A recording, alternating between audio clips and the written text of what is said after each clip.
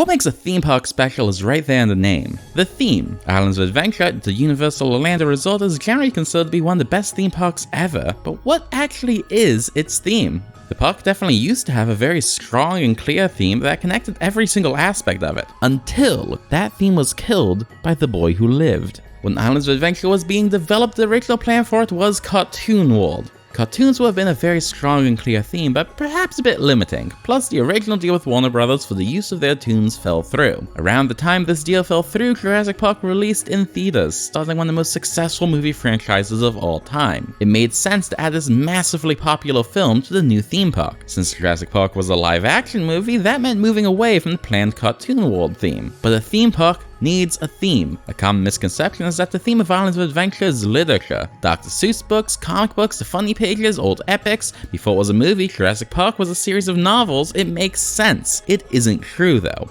Jurassic Park is clearly based on a cinematic version, not the books, and the rides in Toon Lagoon are themed to Popeye the Sailor Man and Dudley Do-Right, both cartoon shows and not comics. Even if literature was the theme, it still would have been killed by now with the addition of Skull Island, a purely movie-based section. So no, the theme of Islands of Adventure is not literature. The theme is actually islands.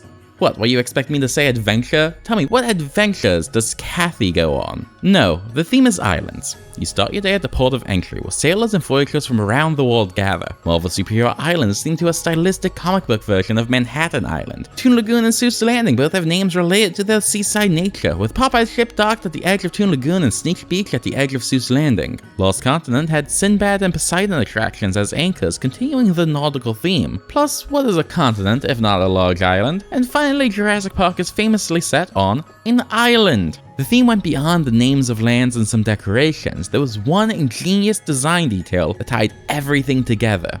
Bridges. The only way to enter and exit every single land at Islands of Adventure was by bridge. Since these were islands, you could not connect to them by land, only by bridge. It's such a subtle thing that was missed by many people, but it ran throughout the entire park, until Harry Potter killed it. Hogsmeade is not on an island in the books or the movies. You might be thinking, but Pi, first years traveled by boat to Hogwarts, to which I would respond, shut up you fake fan, they sail across the Black Lake, and the lake is just a reverse island, and reverse islands are not island. I could almost forgive them pretending that Hogwarts is on an island and that the Black Lake is actually a recursive lake if they didn't miss one key detail: the bridge. There might be a bridge connecting Wizarding World to Jurassic Park, but there's not a bridge between Hogsmeade and Lost Continent, just some rocks. And rocks are not water, they're basically the opposite. Universal repeated this mistake with the addition of Skull Island, which connects by land and not by bridge to Jurassic Park. Which means that 4 of the park's 8 lands are no longer island. So thanks to Harry Potter and King Kong, the park is now, at best, peninsulas of adventure. Don't worry, the subscribe button can only be accessed by bridge, meaning it's still an island and therefore thematically consistent. If you don't believe me, you can press it for yourself to see.